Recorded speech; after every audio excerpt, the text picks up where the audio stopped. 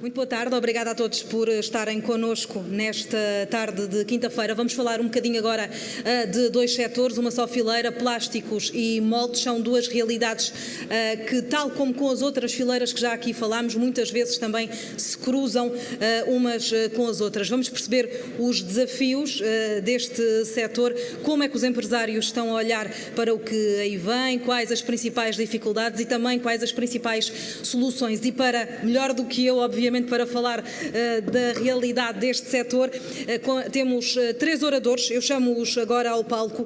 O Paulo Ferreira Pinto, diretor da Cefamol, Associação Nacional da Indústria de Moldes, também o Silvino Farracho, diretor-geral da Plaza Oeste, e o Jorge Leitão, diretor da Cimoldes.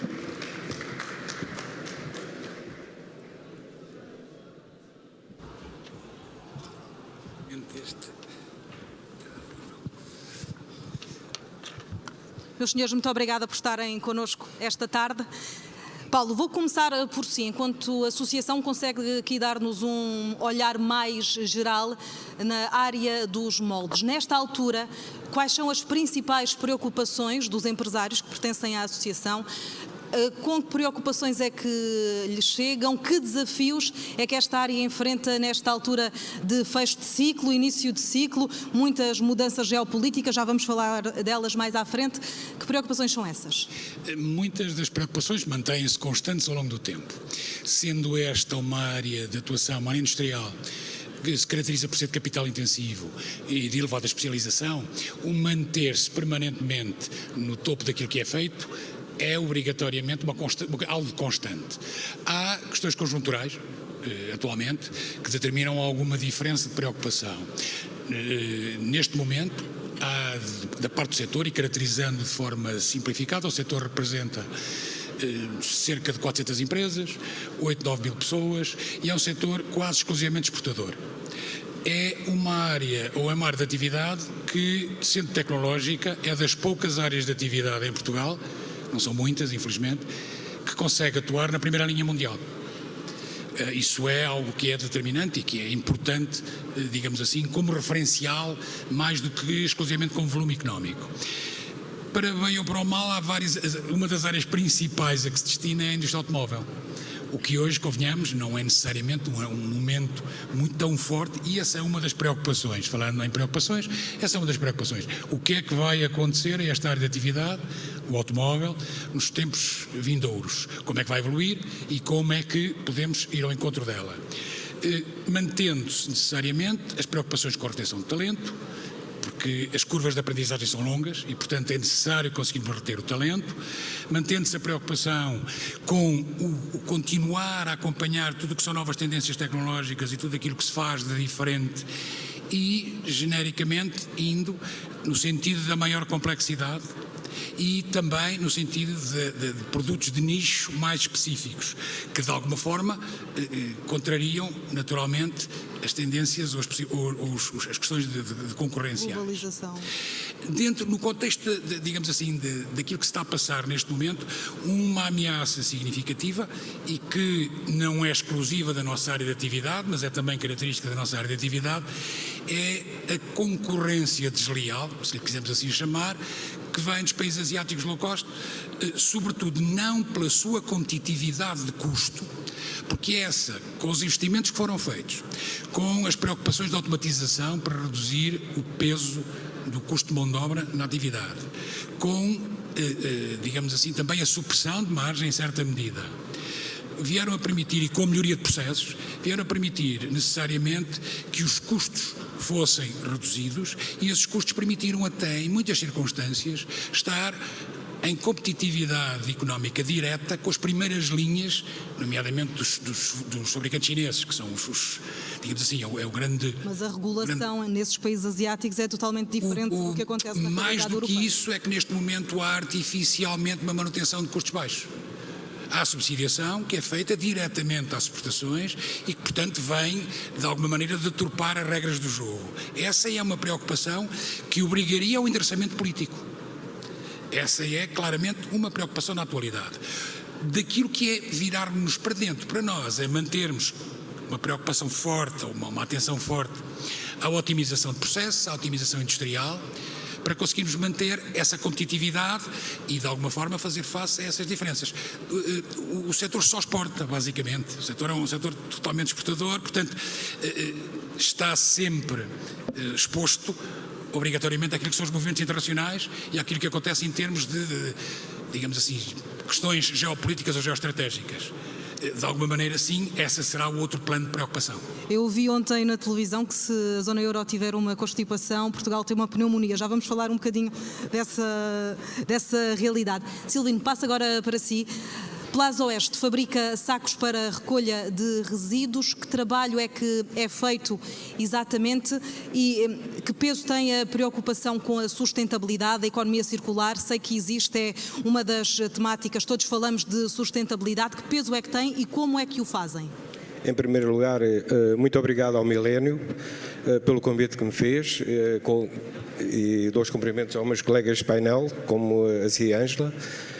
Portanto, a preocupação, a Plaza Oeste é sediada na Venda do Pinheiro, Mafra, conta com 160 colaboradores, tem um volume de negócios de aproximadamente 30 milhões de euros, com uma exportação de 50%. Em relação à sustentabilidade, é algo que faz parte de nós há aproximadamente 38 anos de existência que a Plaza Oeste tem. Foi um caminho que nós seguimos a determinada altura, não por a diversidade do mercado e por dizerem mal do plástico, mas sim por sorte que nós tivemos no caminho que traçamos de a nossa principal matéria-prima ser o material reciclado. Portanto, 80% daquilo que nós fabricamos na nossa fábrica é com material reciclado. Reciclado proveniente da recolha seletiva dos ecopontos, material que recebemos dos nossos clientes pós-industrial e que reciclamos, transformamos em novos produtos, que é sacos para recolha de lixo hospitalar, doméstico, industrial, hotelaria, indústria. Portanto, nós consideramos-se uma empresa amiga do ambiente dentro da sustentabilidade e da economia circular. Portanto, é algo que faz parte de nós, faz parte da Plaza Oeste, e isso tem sido o caminho que nós temos seguido para contrariar aquilo que dizem mal do plástico, porque todos nós nesta sala temos plástico e estamos vestidos de plástico, e isso é para continuar e há de ser tratado por senhor e não maltratado como tem sido ultimamente. Sendo que ainda existe muito esse estigma em relação ao plástico e à indústria, ainda mais com os novos tempos, estas questões do ambiente, e pergunto-lhe também como é que encara estes novos anos desta nova Comissão Europeia, até porque muito tem-se falado das metas ambientais. Acredita que pode existir um desaceleramento, por assim dizer, dos objetivos traçados? Eu acredito que sim, e explico-lhe porquê. Nós, em Portugal e nos países mais próximos na Europa, portanto, ainda estamos a caminhar com algum nível de exigência. Mas há países nórdicos que já passaram precisamente por esta situação de que o plástico era muito mau e regrediram porque as alternativas criadas não foram as melhores. Portanto, há alternativas no nosso mercado que todos nós sabemos que não são as melhores. Não é o nosso ramo, mas eu vou dar aqui um exemplo. Portanto, há copos que antes eram de plástico e nós colocávamos o copo e ele era reciclado a 100%. Neste momento, ele é feito de papel com plástico e vai para o lixo indiferenciado. Depois há empresas que o usam, queimam e compram CO2 para que aquilo não vai emitir CO2. Portanto, nós estamos a enganar uns aos outros. Portanto, temos que ser realistas, temos que pensar que, de facto, o caminho é só um, portanto, há que reduzir, reutilizar e reciclar. Se todos nós formos conscientes e colocarmos os materiais, não seja só plástico, como alumínio ou outros, no sítio certo, se eles forem reciclados e dar origem a outros produtos, como nós fazemos no caso dos sacos que são para recolha de lixo, como eu falei, portanto, nós estamos a dar origem a novos produtos. Fala-se muito no plástico no mar, que mata os peixes e etc. Mas na Europa isso já não está a acontecer. Portanto, e até se falarmos na China, em que o lixo, o plástico era colocado nos rios. Neste momento eles estão a fazer tampão e estão a fazer recolha. E estão a fazer aqueles bonequinhos que nós aqui gostamos de receber para dar às crianças, fabricados em plástico, da recolha que estão a fazer no próprio país. Portanto, eu penso que a pergunta que fez em relação à Comunidade Europeia, que é muito jovem, portanto, e que tem que ter uma grande união e pensar bem no futuro, naquilo que nós devemos fazer, não só no plástico, mas na generalidade em tudo aquilo que nos envolve. Jorge, peço-lhe uma pequena apresentação da Simoldes. A empresa tem mais de 60 anos de história e pedi-lhe também para nos explicar quando é que o olhar para o exterior, para a exportação e a internacionalização, quando é que aconteceu? Boa tarde a todos. Obrigado pelo convite. Simoldes tem de facto já uma longa história. Estamos a falar de 65 anos, completados no dia 30 de novembro, precisamente. Começou em 1959 num local no centro da Oliveira das Mães, numa pequena garagem, por assim dizer, e foi aos poucos crescendo. Começou pura e simplesmente por fabricar moldes para brinquedos, para fazer vasos em plástico, e ao longo destes anos foi conseguindo, fruto talvez muito da ousadia do Sr. António Rodrigues, ir investindo, ir crescendo, estar em vários países do mundo. Neste momento o grupo tem cerca de 6.000 pessoas, sendo que o maior número de fábricas está concentrado em Oliveira das Mães, na zona industrial, onde tem tanto moldes como plásticos, e depois cresceu para outros sítios para poder estar próximo dos clientes que assim o exigiam, em países como a Polónia, a República Checa, França, Marrocos, Brasil, Argentina, e representado também noutros países com escritórios comerciais e de engenharia. O negócio começou e durante vários anos esteve dentro do mesmo tipo de construção, com uma evolução relativa. Verdadeiramente o ponto em que disparou, por assim dizer, foi muito devido à presença da Renault em Portugal, quando instalou a sua primeira fábrica aqui, que deu depois origem a que a Simoldes começasse também por injetar algumas peças plásticas, e daí a origem depois da parte da divisão dos plásticos. De todas as formas, o Sr. António, com o seu espírito... Aproxima um bocadinho o microfone. Com o seu espírito sempre de tentar chegar mais longe, e pegando na sua mala de cartão, como ele muitas vezes descreve, conseguiu começar a sair. Portanto, estamos a falar dos finais dos anos 60, inícios dos anos 70, para alguns países, em particular Estados Unidos, que acabou por ser, durante vários anos, o principal mercado para onde a Simoldes construía moldes e exportava. Já vamos falar dos Estados Unidos mais à frente. Paulo, Portugal é um dos líderes mundiais na produção de moldes, tem fama pela qualidade dos produtos que produz para várias indústrias, nomeadamente a automóvel, como já aqui disse, também a eletrónica e a área das embalagens. Como é que se chega a esta diferenciação num mercado que acredito que seja competitivo, ainda mais com concorrentes na Ásia, como aqui falava? Como é que Portugal se conseguiu diferenciar?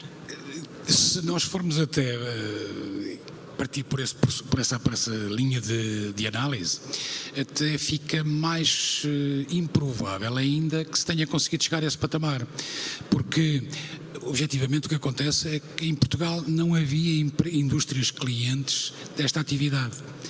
No entanto, isso não impediu que as empresas conseguissem desenvolver-se.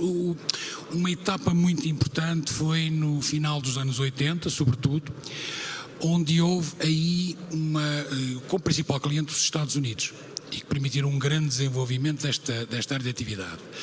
E depois o historial foi sendo, passando de produtos em produtos, começou por ser efetivamente a indústria dos brinquedos, a indústria de menage, quem eram os principais clientes desta atividade, passou depois para a embalagem, eletrodomésticos, terminando depois nos dispositivos médicos e no automóvel. Esse percurso poderá dever-se, eventualmente, é óbvio, não tem alguma coisa de científica esta avaliação, mas poderá dever-se, eventualmente, uma boa compatibilidade entre a personalidade típica portuguesa e as características desta atividade. Esta atividade não tem referenciais exatos no seu processo produtivo, porque são produções unitárias onde o imponderável não se contorna, o imponderável se gera. Porque o imponderável faz parte, uma vez que essa ausência de referenciais exatos impede que se tenha um planeamento que não por capacidade heurística. Isso e é quase que está no ADN dos portugueses essa capacidade. Absolutamente, e essa inovar. capacidade de lidar com alguma coisa que não é previsível, com alguma coisa que não é suposto acontecer, mas acontece. Foi preciso disciplinar isso para conseguir atingir aquilo que hoje é um imperativo desta área de atividade, que é o cumprimento estrito de prazos. Isso sim, quase que viria a contrariar a personalidade de base nossa, genericamente. Uma vez isso ultrapassado, há aqui uma excelente compatibilidade. Depois, esta apetência para o desafio do fazer cada vez mais complexo, do fazer coisas que não foram feitas, bom, isso aí já vai depender seguramente do outro tipo de análise. Silvino, na Plaza Oeste, como é que funciona a questão do recrutamento da mão de obra? Como é que classificaria a mão de obra que têm na empresa? E pergunto-lhe também, e depois faço a mesma questão ao Jorge, se existe algum tipo de ponte com a academia para ir buscar diretamente conhecimento aos centros de ciência e aplicá-los nas empresas, nos motores económicos? Ora bem, no que diz respeito às pessoas, não sei se os meus colegas de painel estão de acordo com isso, ou as pessoas ou não. Está cada vez mais difícil fazer recrutamento. Nós temos contacto com algumas universidades, no caso de quadros, para tentar, mas mesmo assim não é fácil. No que diz respeito à produção e trabalhar com equipamentos, a situação está muito difícil de mão de obra para se poder conseguir. No caso da Plaza Oeste, que trabalha por turnos, 3 turnos rotativos, 24 horas por dia, 7 dias por semana, portanto é muito difícil conseguir contratar pessoas. No caso de pessoas qualificadas, de facto, tentamos recorrer a algumas universidades, mesmo assim não é tão fácil assim. Porque as pessoas qualificadas, a mão de obra qualificada procura outros países? Sim, é verdade. Todos nós sabemos que os recém-licenciados estão a trabalhar fora, mas cá dentro. Portanto, com um simples computador conseguem um vencimento que nós, empresas portuguesas, não temos capacidade de pagar e fazer com que esses jovens qualificados e alguns bem qualificados trabalhem nas empresas portuguesas. Isso é um problema das nossas empresas, termos jovens qualificados a trabalhar, porque não temos capacidade de conseguir pagar o salário que eles ganham na sua própria casa trabalhando para empresas fora do país. Jorge, como é que a Simoldes tenta combater este problema da retenção de talento? Ora bom, a indústria dos moldes, em particular, é uma indústria, vou classificar um bocadinho diferente, se calhar, no que diz respeito ao tipo de mão de obra que necessita. Nós necessitamos de recursos para vários departamentos que demoram bastante tempo a formar. Isto é, tentamos desde cedo ter acordos, ou estabelecer acordos que os temos com várias universidades de polímeros, a Universidade do Minho, de Aveiro, temos acordos com outras instituições, onde desde cedo tentamos trazer essas pessoas para dentro de portas e dar-lhes a devida formação. Só que essa formação não é uma formação de um mês, nem de 2, nem de 6 meses. Falamos de quanto tempo? Estamos a falar, dependendo dos departamentos, da zona onde estiverem a trabalhar, de anos até se ter aquilo que se pode chamar um bom operário no setor do acabamento ou na parte de concepção de desenho de moldes. Portanto, é uma indústria diferente, se calhar, de muitas outras e muito específica. Há um esforço muito grande feito da nossa parte. Ao longo de todos estes anos temos tido esse cuidado. Temos pessoas a trabalhar que já têm 40 anos de casa, 35, 30 anos, mas temos muita gente nova, muita gente de 23, 25, 28, 30 anos por aí fora, precisamente porque nunca podemos parar de fazer esse investimento nessas pessoas, porque precisamos de formá-las para mais tarde. Paulo, quais são os mercados atuais? Que importância, que peso é que têm e quais são os mercados que estão na mira desta fileira? O mercado é um mercado global. Obviamente que, maioritariamente, se falarmos, nomeadamente no caso, por exemplo, da indústria automóvel, estamos a falar dos países principais produtores de automóvel, naturalmente. Com não exclusão, mas com pouca expressão naquilo que diz respeito à Ásia, porque isso era mais ou menos vender frigoríficos no Polo Norte.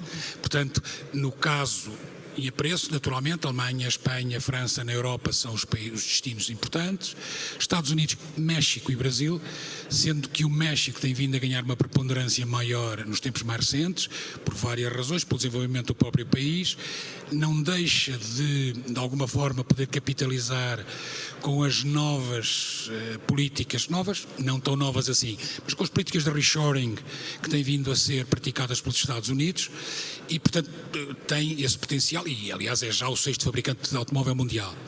Portanto, depois, quando entramos no domínio, por exemplo, dos dispositivos médicos, estamos a falar na Irlanda como o grande fenómeno europeu, a esse nível, Estados Unidos necessariamente, uma vez mais, presentes.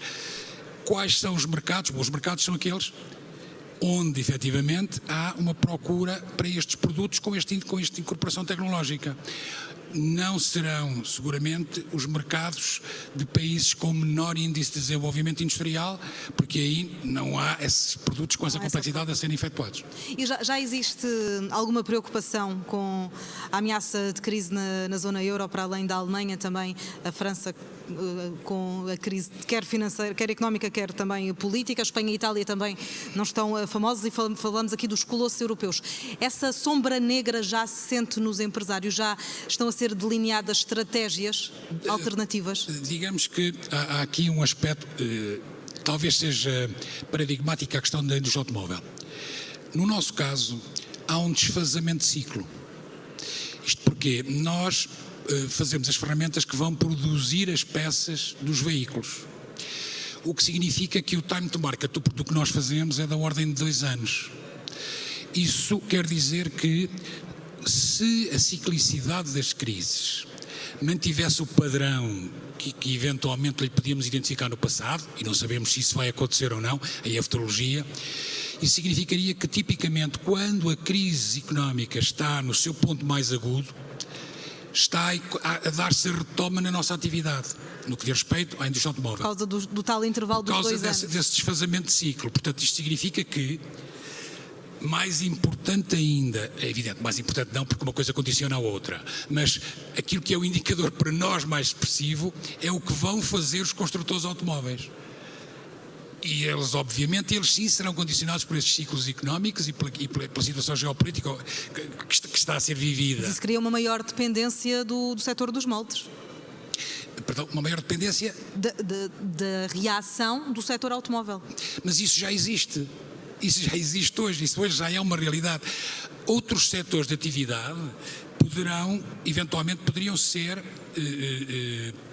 digamos assim, destino ou alvos, ou posicionamento nesse segmento da parte da indústria de moldes. O facto é que são setores que ou têm, como historicamente aconteceu, menor nível de complexidade, ou migraram para outras zonas do globo, os próprios produtos finais, a manufatura dos próprios produtos finais, não só a manufatura dos moldes.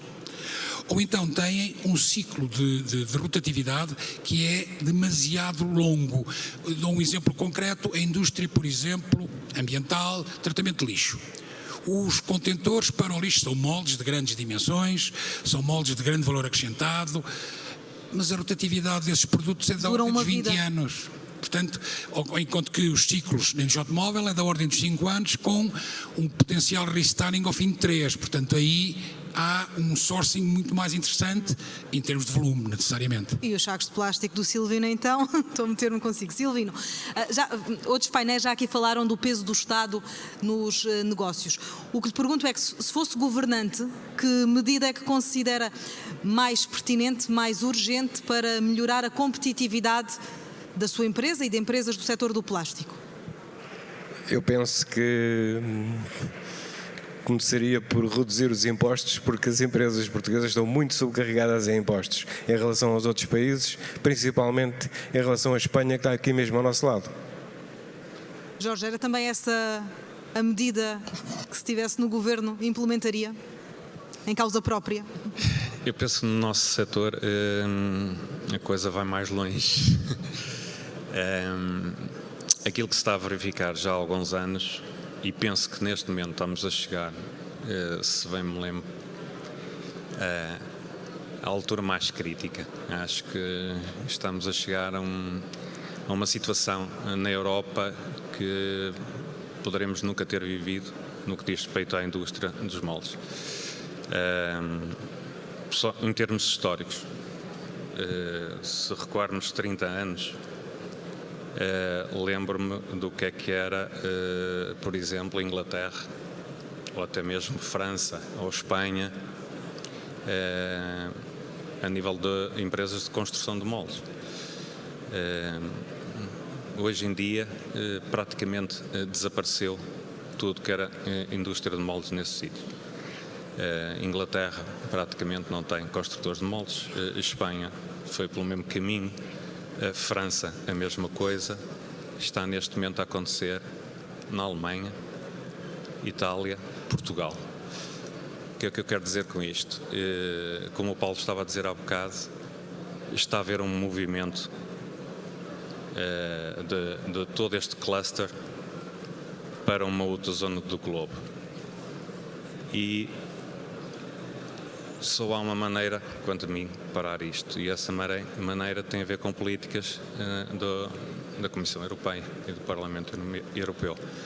Portanto, medidas protecionistas às empresas europeias para tentar fixar o máximo possível aqui o cluster e depois poderem serem criados apoios, serem criadas medidas no sentido de fortificar precisamente essas empresas de forma que elas continuem a subsistir, porque à volta de todo este cluster funciona um sem número de fornecedores, não é? Em particular a indústria automóvel, como o Paulo estava a dizer muito bem, que é um grande motor da economia de vários países. A cadeia de fornecedores por trás desta indústria é imensa. Portanto, e há que valorizá-la e há que retê-la na Europa. E são necessárias medidas a nível europeu. Paulo, temos um... Sim. Já agora, um aspecto que, uma vez que ainda por cima até o milénio, quem está por trás desta organização, um desafio que fica nesse domínio. Um dos desafios que nós temos do nosso lado é o desafio de procurar encontrar modelos de negócio mais ou menos criativos, os modelos de negócio que venham de alguma forma aliviar o estrangulamento que acontece com o peso financeiro da atividade. Isto é, esta atividade tem vindo a assistir por necessidades na cadeia de valor das empresas clientes, tem vindo a assistir a uma degradação das condições de pagamento associadas. E, portanto, não só ela é de capital intensivo no seu desenvolvimento, como na sua própria operacionalidade, ela acaba por ter que financiar as obras e as encomendas em curso. Um desafio que nós temos do nosso lado é a capacidade de reequacionar os nossos modelos de negócio, nomeadamente, e por que não, e aqui sim o desafio que fica a uma instituição bancária, o assumir a possibilidade, por exemplo, de com recurso a tecnologias de blockchain e recorrendo a smart contracts, poder transformar esta atividade numa atividade de pay-per-use, que só seria possível se houvesse uma articulação com a área financeira, ou com o domínio financeiro, para permitir fazer um breakthrough na forma de trabalhar e no modelo de negócio. Fica lançado o desafio. Chegou ao fim o nosso tempo. Paulo, Silvino, Jorge, obrigada por estarem connosco na tarde de hoje.